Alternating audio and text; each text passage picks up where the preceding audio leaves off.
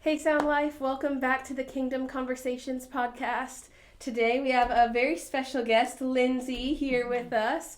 Lindsay is the coordinator of our homeschool co-op at our Ording Valley campus. So thank you for joining us today. Yeah. I'm just excited to hear kind of your story with homeschool and your own family personally, and hear a little bit about what God is doing in the homeschool co-op at Sound Life as well. So let's start off, just share with us a little bit about your homeschool story with your family.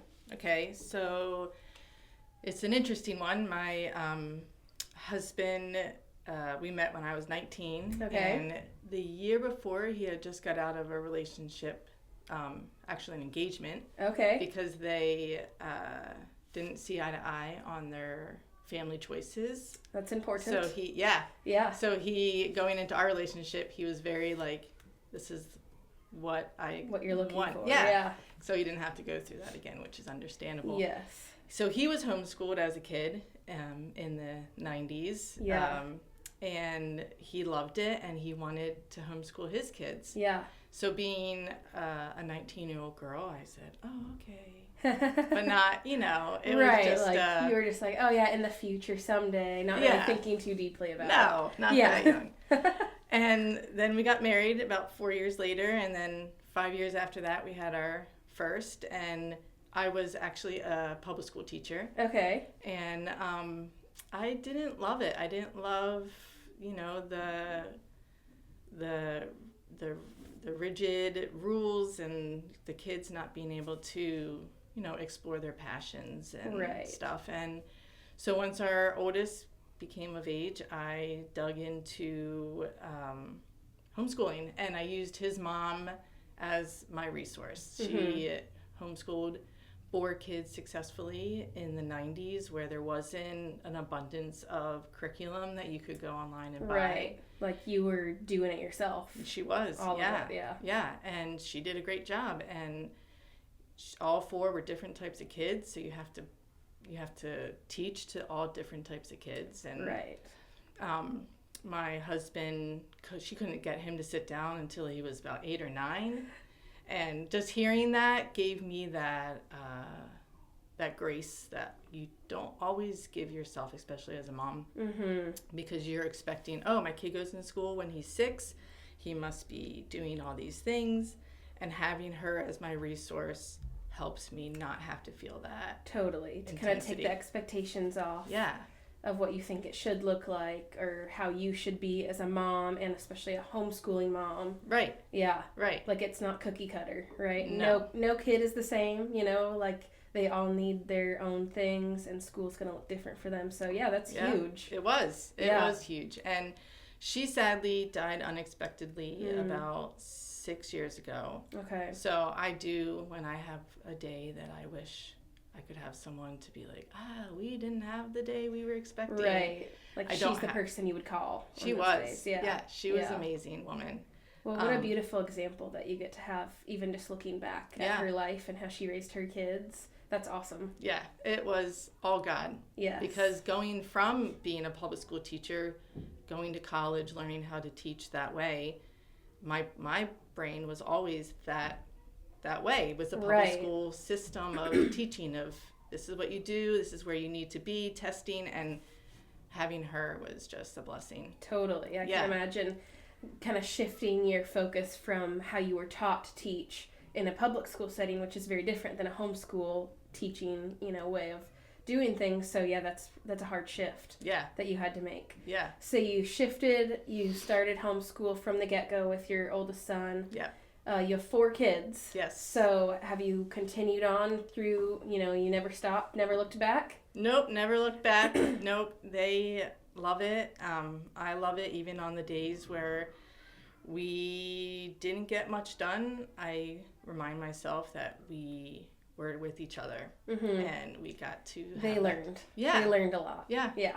I was talking to somebody the other day who also homeschooled his children in the 90s, and back then, seeing a kid outside of school hours was random. So people would say, why aren't you in school? And they're like, we are in school, and you're a teacher. There you go. I love that. Yeah, having that mindset of just life is learning. Right. Like, yes, reading and math and science and social studies are important. Mm-hmm.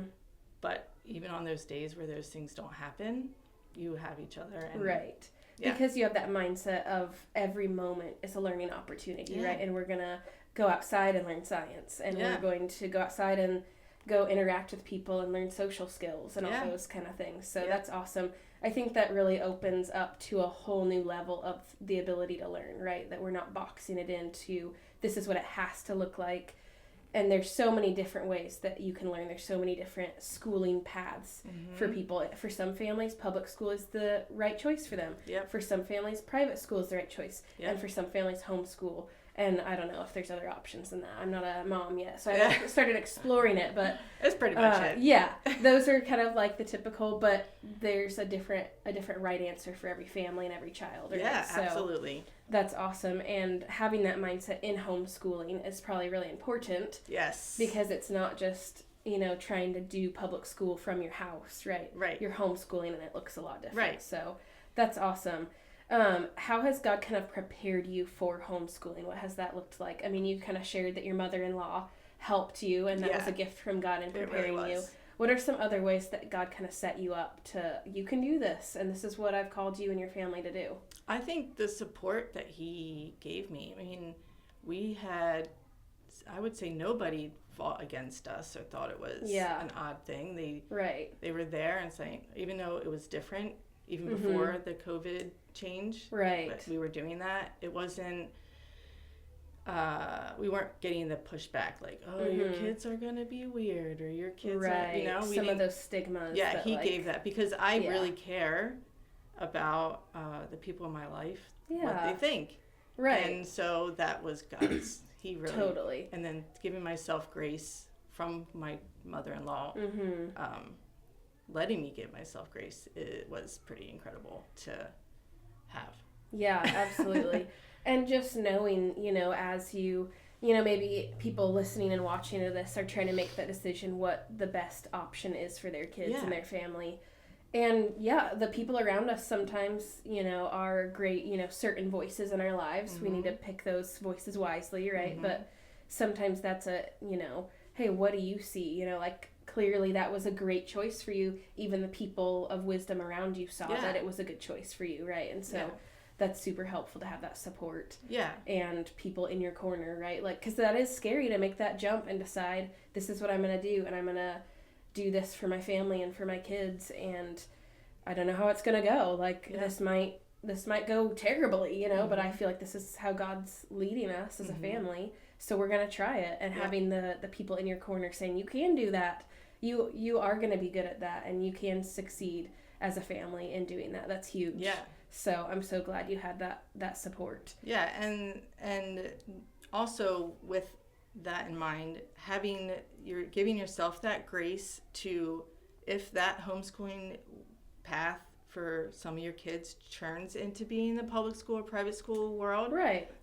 That's not a failure either. No. And that even happened with my mother-in-law. Two of them ended up going to private high school. Yeah. Because it was just not fitting for their family. And don't feel like a failure if that's the route, because every kid needs a certain path. Totally. And being able to let God move them in that path and you not thinking it has to be a certain way is freeing for you and allowing them to grow too. Yeah, and helpful probably when you're making that decision, right? You're not locking yourself in all of my children for the rest of my life and theirs are going to be homeschooled or whatever you choose from the get-go. Right. We have to be flexible. We have to allow God to lead us because like you said, every kid is going to be different.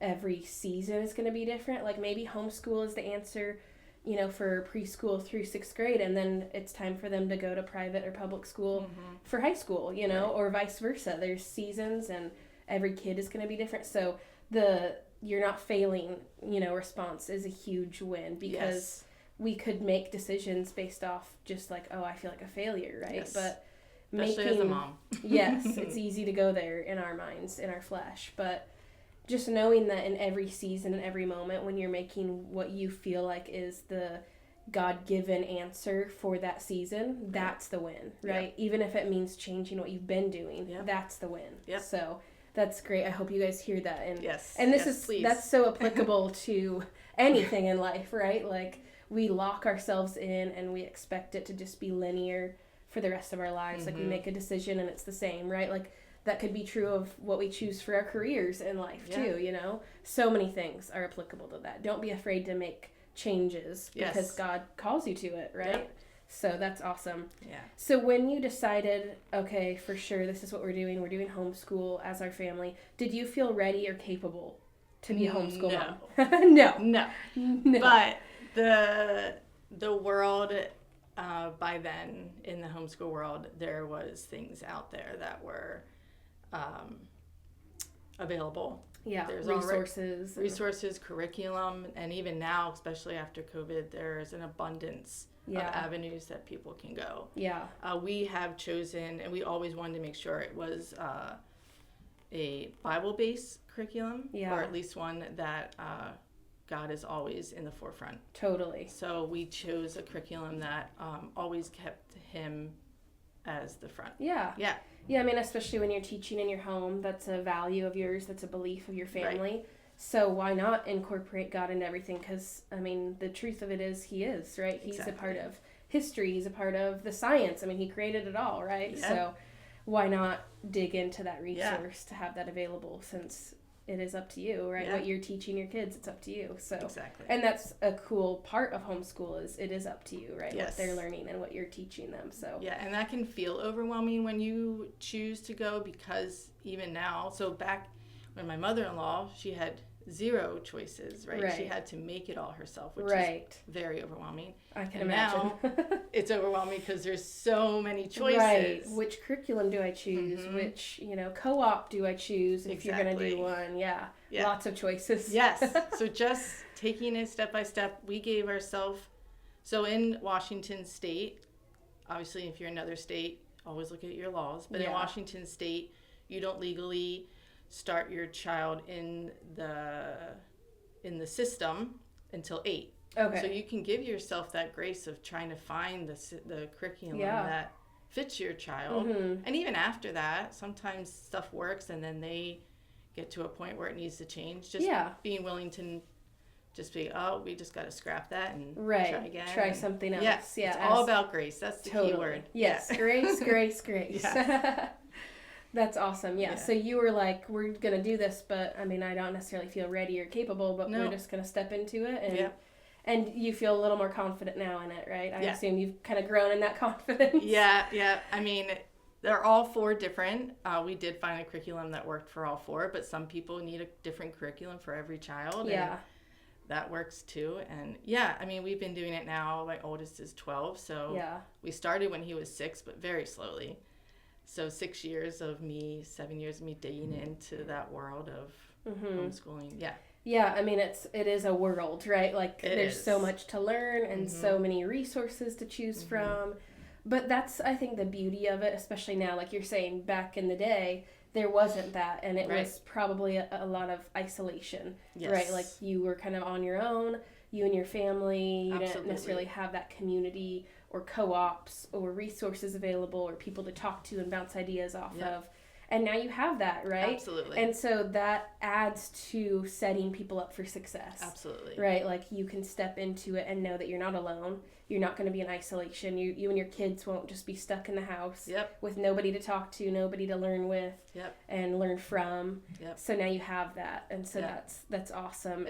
And probably frees more people up to feel like they can step into it, right? Like, I would be a lot more scared to do that as a mom if I was by myself and had to figure it all out on my own, right? So knowing that there's people like you who have done it and been doing it and can help people step into that, that's super cool. So that's awesome. What, as a mom, has homeschooling your kids taught you? To give myself grace. To give myself, like, I keep using that word, but it really is that word. It's just, as a mom, you always have this inner voice that's saying, you're not good enough. Right. It's a lie. You're not doing enough. Yes. And it's all lies. Absolutely. But it always sneaks up, especially when you are in those littler years and you're not getting the sleep, and then when they're in the older years and They're talking back. You get the, there's just dynamics to every age, right? Yes, but knowing that you are doing your best and you're doing it because you love God and you love your kids, no matter what path you choose, grace is just, you just got to give it to yourself. Yeah. You really do. And I'm sure grace to your kids too, right? Oh, yeah. Like you're together all day long. Absolutely. And you're their mom and their teacher and their principal. Yep. And sometimes the word I say the most is, I'm sorry, guys. Like totally. Yep. And they're learning from that, right? Yeah. Like they're learning from those interactions. They're learning from how you respond to them when they mess up. Yep. And how you respond to really hard days. And they're learning from how you respond to your own mistakes, right? So that's huge. That's an awesome takeaway. And I think we can talk about grace as much as we need to, right? Because there's so many dynamics to grace and receiving it for ourselves and making that be a marker of our family life, which is a huge aspect of a homeschool household, right? And so I think we never need to apologize about talking about grace more and more. I mean, if that's the one thing people hear today, grace, that I think we won today. Yeah. So I mean, it's the foundation of our faith, right? Totally, yeah. That's what he gave us and he keeps giving us, and we need to give it to ourselves and to our children and people around us. Yeah, and I think that sets us up for success in all things, specifically for homeschool. I mean, if you just keep talking down to yourself, you're going to give up. You know, you're not going to do the best job that you can. But when you give yourself grace and you say, okay, this morning wasn't great. We're going to brush that off. We're going to stand up straight and tall and step forward into a new afternoon, right? Like those are the moments that set you up to be a better mom, a better human, a better follower of Jesus. Yeah. Right? When we take that grace, receive it, and then move forward into even better, right? Not just pouting and, oh, I suck and this is terrible and why did I sign up for this? You know, the pity party. So easy to go into that pity party. Oh, yes. So grace is the key to success, I think, in a lot of ways. So that's awesome. All right, so what is something or some things that you wish you knew before starting homeschool? Well, that getting into community is probably your first step. Finding that community of women and dads, there's dads in our co-op, to support you in that choice is game changer. Huge. It is. Yeah. So if you do decide to go that route and you don't even know what curriculum you want to do, just get in the community and have those people to help you navigate all the steps in the process. Yes, because our co-op, we have moms that have been homeschooling for 18 years. Wow. Yeah, and we have moms that this is the first year. They haven't even have a curriculum in their pocket. Like, right. And it's just amazing to watch them all be in community and just loving on each other. And that's awesome. So yes, that community aspect. Step one, get into community. Find a group of people that have done this and are doing this. Yes. Find those families, you know. Yep. It seems like the people in the co-op I see, they're just like, they meet for co-op, you meet once a week, right? We do, yes. But then it's like you're always together, you know, throughout the week and stuff, just doing life together. So that's really true. important. Yes. Yeah, that's awesome. Yes. Any other lessons or things that you wish that you knew before stepping into the process?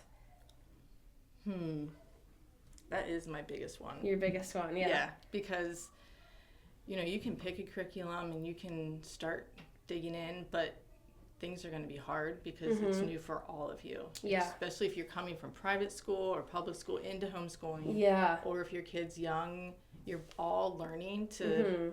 Like, this is my mom, but now this is my teacher. Yes. And it's these new avenues that you're all going down together. Yeah. And it's going to be hard. And it's because it's new. Yeah. And new is always hard, right? Yeah. So having that support of somebody else is just, it is a game changer. Yeah, and I can imagine for the kids too, right? Seeing other kids who are doing what they're about to do or are trying to figure out how to do in their family. They're like, oh, I see those kids as good examples of what it looks like to be a good homeschool student. Yep. Right? So community is, I'm sure, a game changer for not only the teacher, the mom, the dad, whoever's teaching, but the kids, the students that are learning too. So having that community is huge. So step one, get into community, get plugged in. What are some other key elements to successful homeschooling? Like if somebody is maybe doing it and they're like, man, I feel like we're missing out on something. Or maybe they're about to do it and they're like, I have no idea what it takes to be successful in this. Yeah. What are some key elements to that? Well, the first key I've always just fall back on is just that walk with Jesus together. Yes. Just if you guys are having that day, just scrap it and pull out that Bible. Pull out a kid's Bible. Pull out something that focuses you all on him. Yeah. And no matter how you're feeling that day, that's success there, right? Totally. So just knowing that like your days are all going to look different, and you cannot expect every day to be the same. You cannot expect that lesson 1 will be done on Monday and lesson 5 will be done on Friday. Like it might not happen, or you might get more in. Yeah. Like it depends on the day, the week, and you just have to just remember that you guys are together to glorify him, and he is number one, and getting that in and focused that's something that I would forget sometimes and get lost in and be like, wait a minute, he's really struggling with reading, but like that's gonna come. Totally. But his walk with God needs to be even firmer than his vocabulary. Totally. So just remembering that God's first and always should be first, and your days, if you're talking about him in those days, you have won in those days. Yes, absolutely. Yeah. And what an awesome opportunity as their mom and their teacher in those moments to be able to say, hey, you're struggling with this. What do we do in our faith? Yeah. Like that can set us up for success, right?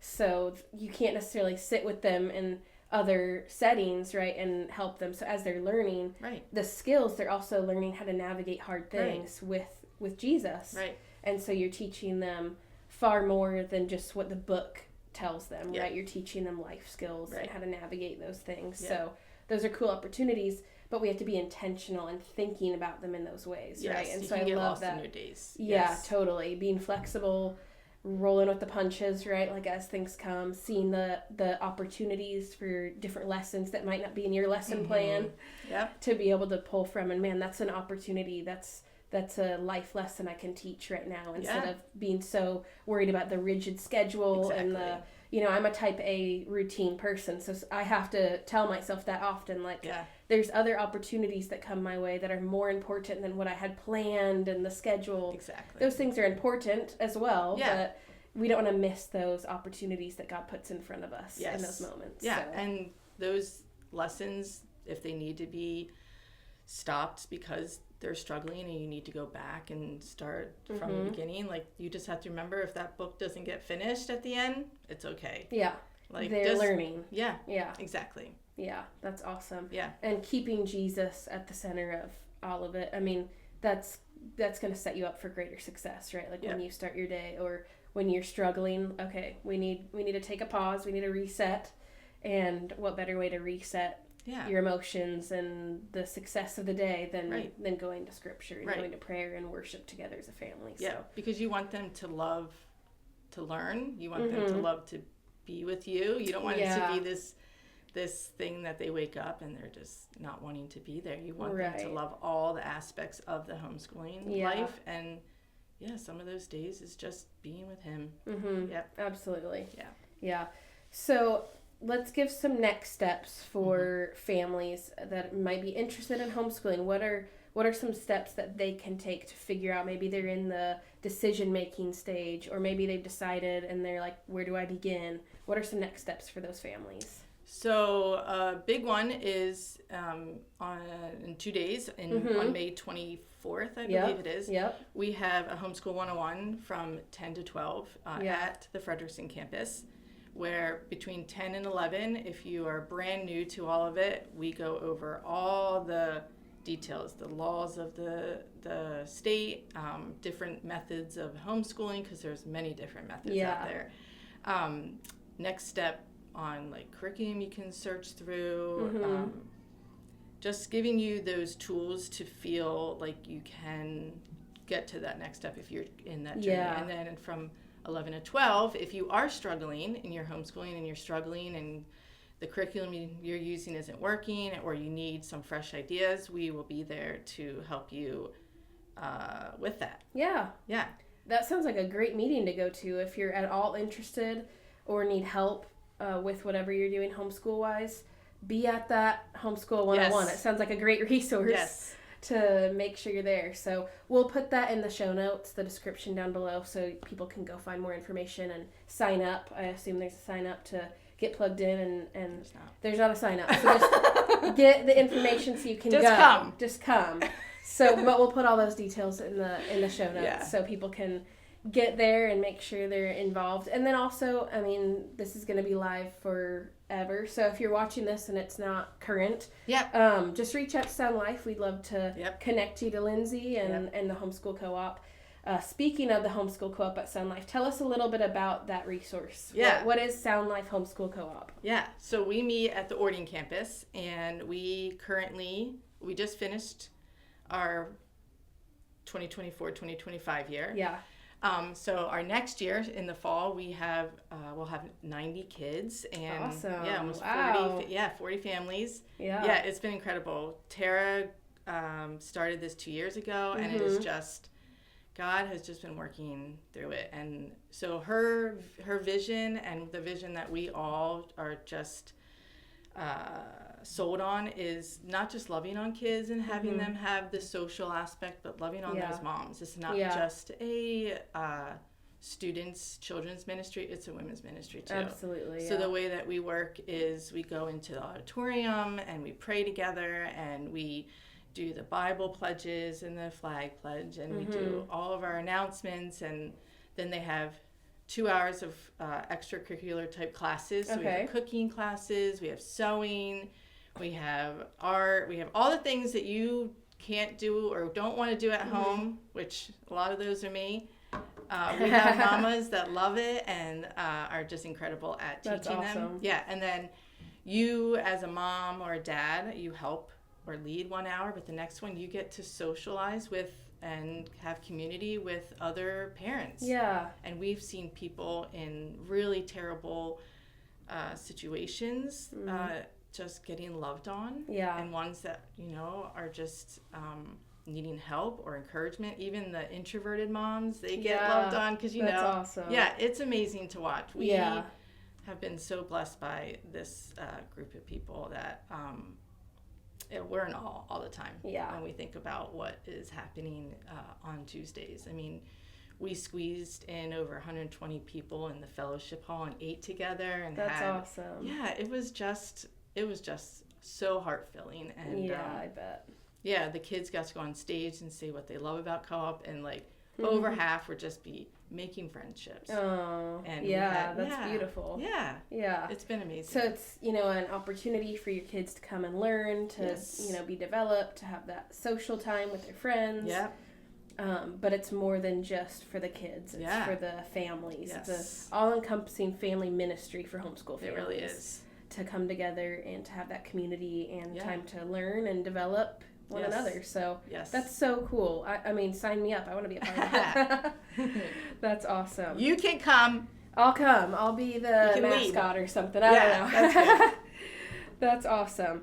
Well, what are some, kind of as we wrap up today, what are some tips that you would give if somebody is trying to decide if homeschool is for them and their family? What are some tips to help them kind of make that decision? Yeah. So if you have to figure out why, your family's why, and you have to decide the importance of that. Yeah. And because that sometimes means that, we have a one parent income coming in, or it means you don't get the free times that you are used to. Right. These are things that there are sacrifices that have to be made. Some lifestyle changes for the whole family. Yeah. So if your why is bigger than that for you, just be planted in that. Yeah. And just hold on to that. And then from there, you can reach out to me. You can come to the 101. You can come to church and find me in the acoustic gathering. Yes, in the chapel. Yeah. Yeah. And the community key is key. It is. And so knowing your why, finding that community, everything else will fall into place. Yeah. It really will. Yeah. Yeah. And in the hard days, you have us, you have, or your community that you choose. And the good days, you get to praise your kids and to everybody else. Like, you get that part is very important. Yeah, absolutely. Yeah. Yeah, and I think that's the key, is just find the information, right? Find the people that you can bounce ideas off of and get personal with, right? Because you can Google, you can ask ChatGPT all you want, but they don't know you, they don't know your family, they don't know those sacrifices you're going to have to make. And like you said, they don't know your why. So start with your why. If I were to do this, if our family were to make these sacrifices, the practical side of things, why would we do that? Legitimately, like, why would we do that? And there's a lot of reasons why that might be worthwhile in your life to make those changes, to change the dynamic of maybe you're working full time and you're going to have to step out of that into, you know, staying home and being the homeschool teacher. Yes. And there's a lot of other different things that I'm sure would have to change. But I love how you said that you have to have a strong why to plant you to make it worth it, to when you have those hard days and you're like, why did I change everything about our life and rework all of this for this hard situation, right? But if you have that why, you will stand firm on those hard days. So that's awesome. Well, I hope that this conversation was encouraging to everyone. Reach out if you have questions, if you want to run things by Lindsay or any of our team, help you make that decision. We want you and your family to flourish. And so we hope that this was helpful in you figuring out what that looks like for this next school year. So have a great week. Remember, we don't just want to talk about the kingdom. We want to go be the kingdom. So this is a big part of it, right? How we raise our families and how we live together. And so be a part of community and go and have a great week. We'll see you next week. Welcome, Sound Life Church. This is Pastor Sean with the parenting tip of the week. And today's topic is consistency. Kids thrive on consistency. They love repeated things. That's why they can watch the same show, they can laugh at the same jokes, they can eat the same peanut butter and jelly sandwich every day. They love the predictability of consistency. Now, as a parent, that means consistency can be one of your secret weapons. So here you go. It doesn't matter if you're strict or if you're loose or your parenting style. It just matters that you're consistent in how you apply it with your children. Because they need to know, they need to be able to predict what your response would be. Whether when the feedback occurs when they don't know what they're going to get back from you. So if they're like, hey, you're kind of sassy and you laugh, if that is the habit that they see, and then one time you're just like grumpy about it, they don't know how to translate that. So that's inconsistency. That's one of the things that creates friction in relationships. So my kids know where my boundaries are. They know. And so I would just encourage you, my kids know certain things really get dad fired up, and certain things I'm pretty easy going on. But they have developed, because I consistently respond to them in the same way, it helps them understand what is acceptable and what is not. And I think that this is a great verse. Galatians 6:9 and 10, it says this: "So let's not get tired of doing what is good. At just the right time, we will reap a harvest of blessing if we don't give up. Therefore, whenever we have the opportunity, we should do good to everyone, especially to those in the family of faith." And I'm just going to tell you, I don't think that God would be disappointed if we just put our thumb over of faith and said our family, right? So if we don't tire of doing good, look for opportunities to be good to them. Look for opportunities to be consistent to them. And then here, just for a takeaway, keep up the good fight. Don't give up. And continue to do your best, because your consistency will pay off.